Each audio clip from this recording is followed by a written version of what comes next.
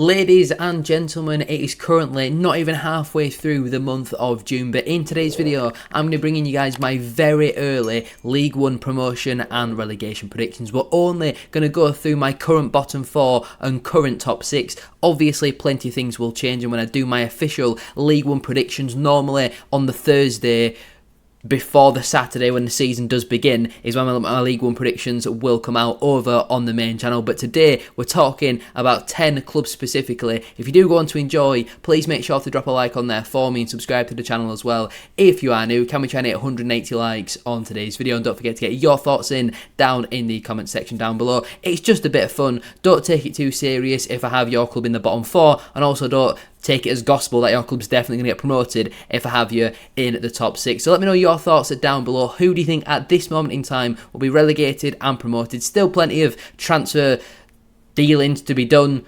Let's waste no further time though and get straight into it. The first team who I believe will be relegated in this upcoming campaign, I guess technically in 24th position, I'm going with Exeter City. Now I wouldn't say there's many standout candidates for relegation going into League One and next campaign, so don't be surprised if maybe one of your bigger hitters gets dragged into it towards the back end of the campaign. But I look at Exeter, obviously they've been in League One for a fair few years now, but last season finished 16th in the table. They only finished 10 points above the drop zone. They conceded 65 goals as well last campaign, but only scored the 49. They didn't end the season on particularly great form. 2 defeats in their last 3 games, and I think there's a lot of discontent around Gary Caldwell. I look at their transfer business so far, as kind of expected with Exeter, they've not really done all too much. Just one player coming in, and they have lost a couple on free transfers, the most notable one being Caleb Watts going to their big rivals in Plymouth Argyle. Obviously he's a 23-year-old attacking midfielder, and I just think this season might be one too far for Exeter. With the money that's now in football, Exeter don't really have that. I think they're fan-owned, and I don't see them being successful next season at this moment in time, so I'm going with them in 24th. In 23rd position, and the second team that I will be relegated next season in League One, I'm going with Peterborough United. Obviously, they finished 18th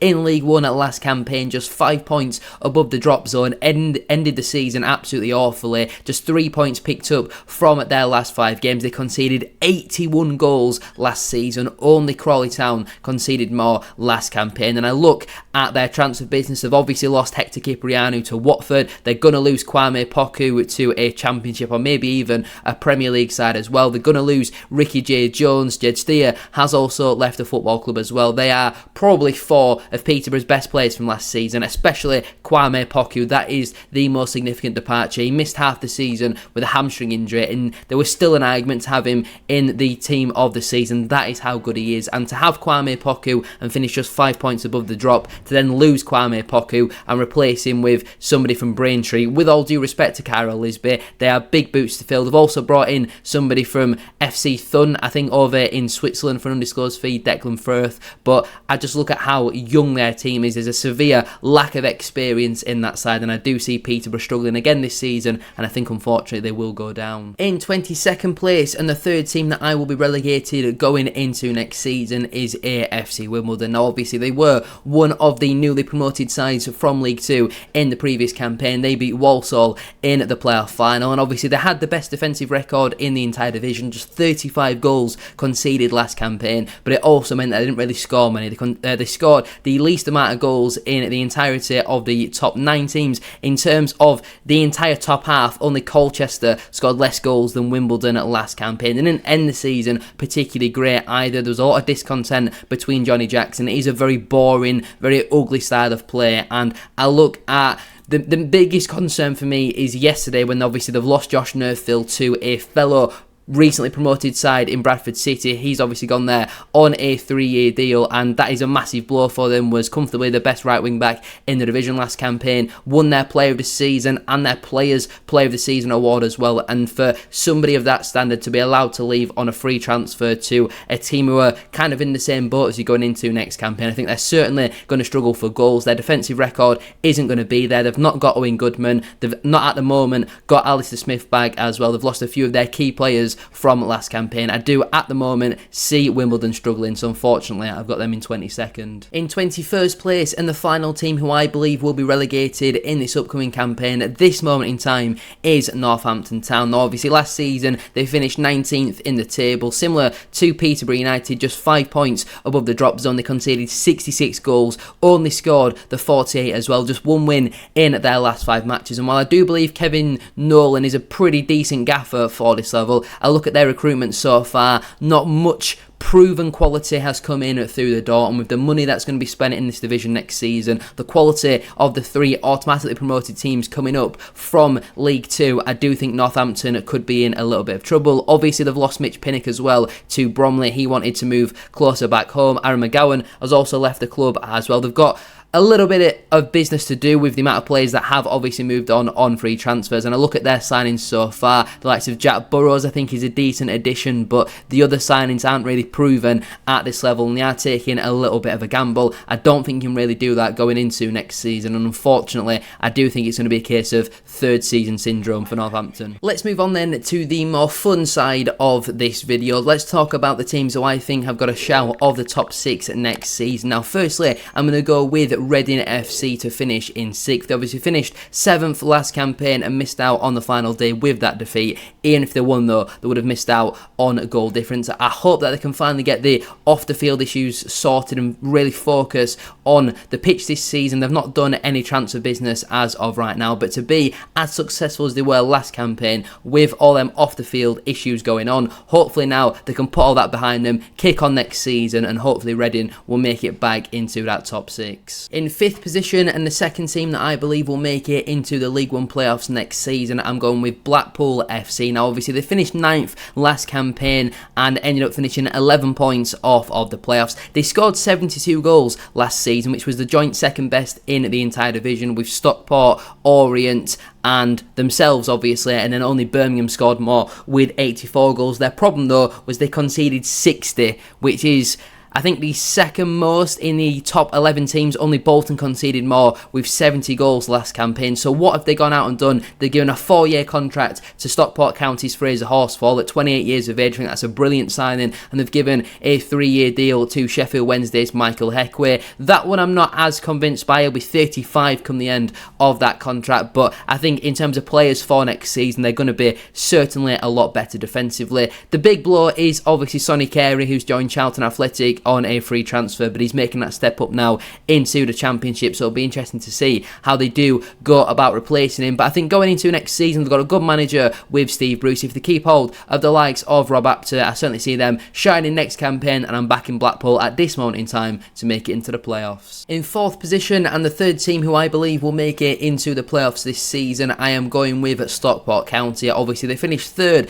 last campaign for a first season back in League One for a number of years, about a decade or so, to finish 5 points away from automatic promotion. They had an unbelievable season, scored 72 goals, had an absolutely outstanding campaign, and obviously were potentially robbed a little bit in the League One playoff semi-final. First leg with that offside goal, which clearly should have been given. So far, they've not had any incomings, but you look at their recruitment over the last couple of seasons and they've got the model that a lot of teams do want to copy. Losing Fraser Horsfall is a massive blow, but I think in the long term, not matching a 4-year contract will actually go to benefit them. And they've obviously lost a few of their more experienced and important players over the last couple of seasons. The likes of Will Collar, who should be going back down south. Kyle Noyle, still a decent right back for this level, and Ibu Torres also turned down a new deal, rumoured to be on his way to Bradford City, so that'd be a nice signing for us. But they're 3 or 4 big blows for Stockport. If any club is going to replace that sort of quality, it will be Stockport County. They've got a brilliant manager in Dave Challoner, who never finishes a season outside of the playoffs as well. So I'm backing Stockport to finish in 4th next year. In 3rd place, and the final team who I believe will make it into the playoffs next campaign, I am going with Bolton Wanderers. Now, obviously, they finished in 8th last campaign, ended the season absolutely awfully. Yes, they had back-to-back draws, but lost the 3 previous games to that, and ended up finishing 10 points outside of the playoffs. They scored 67 goals, which is around and about what you need really to get in and around them playoff places, but they also conceded 70, the most amount of goals in the top 11 by a pretty long way as well, by 10 goals, which is obviously Blackpool, who we did just previously speak about. But Bolton, obviously, they've started out their recruitment quite positively, bringing in Sam Dolby on a free transfer following his release from Wrexham. I think he turned down a couple of new contracts there. Did very well over in Scotland last campaign, and at 25 years of age, I think he signed a 4-year deal. I think that'll prove to be a smart signing. They've got rid of some of their more experienced players who didn't really perform last season, the likes of Ricardo Santos, who's made a step up to Swansea, Gavin Jones, who is rumoured to be joining MK Dons, 26-year-old goalkeeper Nathan Baxton as well. He's moved on to Watford over in the Championship as well. They've got a brilliant manager in Steven Schumacher. A lot of players last season had a bit of a down year, so they're going to need to be revitalised, go again. They're obviously going to bring some players in. There's going to see some more players go out the door as well. They've got the finances, they've got the backing. Surely this is Bolton's time to at least make it into the top 6 this season, but surely they've got to be pushing for that top 2 as well. It pains me to say it, but in second place and the first team that I believe will be automatically promoted to the Championship at this stage is Huddersfield Town. The Dog Botherings themselves, who obviously ended the season absolutely awfully, 5 straight defeats on the bounce. They were 14 points off of making it into the playoffs last campaign. They were absolutely awful. They needed a bit of a refresh in that squad. They needed to start out their summer recruitment early and get some quality in, and goodness me, have they done that. I'm very jealous of their transfer window. Ryan Ledson, 27-year-old midfielder's come in on a free transfer from Preston, still more than good enough to be playing in the Championship for me. Sean Rowan has come in on a free transfer with a bit of an asterisk from Lincoln City. Obviously, he's 22 years of age, so they'll have to pay some compensation for him, probably around £500,000. Marcus Harness is coming as well on a free transfer following his release from Ipswich. I think, again, a lot of people expected him to stay in the Championship with maybe Derby County, but I think that'll prove to be a very good signing down the right-hand side. And Joe Lowe's come in from Wickham, again, 23 years of age. They're really reducing the average age of that squad. They've got rid of a lot of very old people who just weren't really doing it last campaign. The likes of Josh Ruffles, Chris Maxwell, Danny Ward, Jonathan Hogg, Ollie Turton, Tom Lees, Matty Pearson, all the wrong side of 30. Obviously, they've lost Sorba Thomas, but I think his attitude is not really something that you need around the place, and his quality's undeniable. He's obviously joined Stoke City for a couple £1 million. I do think letting Josh Koroma go, I think he had a little bit about him, but I don't think it'll be a significant blow. I do think Marcus Harness is a big improvement on him. My only question mark really surrounding Huddersfield is the manager. What can Lee Grant offer as a manager? But we've seen some of the previous people who've worked for Manchester United and obviously Ipswich with Kieran McKenna as well. I do think he will turn out to be, unfortunately as a Bradford City fan, a pretty decent manager for Huddersfield, so it pains me to say it, but right now I'm backing them for the top 2. And my League One champions going into next season, as it currently stands, are relegated from last season, Luton Town. So no mention for Plymouth or Cardiff in today's video. We'll come back to them later on. Obviously Luton last season relegated on goal difference. A lot of people thought they bounced back up and at least been around the top 6 of the Championship last campaign, but in the end they did go down on goal difference. All they needed was a point on the final day, and I think they took a bit of a hiding, didn't they? Was it against West Brom potentially? But I like how they've started their transfer business so far. George Saville comes in from Millwall, very experienced midfielder, and Cal Naismith has returned to the club, a very experienced defender from Bristol City. In terms of players they've let go, nothing really too significant. The likes of Tim Krul, Victor Moses, Amari Bell, and Pele, Ruddock and Panzer. I don't think many of them can really have any complaints, if I'm being completely honest with you. And I look at how they ended last season, only going down on goal difference. They've got clearly a very good manager in Matt Bloomfield. They've still got the Premier League parachute payments as well. Surely Luton have to bounce back at the first time of asking. They've got the money. Let's see if they are going to be serious about promotion. In terms of Plymouth and Cardiff, as of recording, Plymouth haven't got a manager, so I don't really want to bank on them too much as of right now, but I'm not against you having them in that 5th or 6th spot. As for Cardiff, they're an absolute shambles. They're not going to be anywhere near the playoffs, I don't think, next season as of right now. In terms of some other potential relegation candidates, obviously you've got the 3 teams coming up automatically from League One that I haven't mentioned, that being Doncaster, Port Vale and Bradford. I think Doncaster are going to be fine. They've got a good manager in Grant McCann. They're recruiting very well. Bradford, I see us being pretty fine as well. I'm happy with some of our business so far, and we already had a decent call there from last season. it's just about keeping the likes of Sarcevic and Patterson fit, because they missed the majority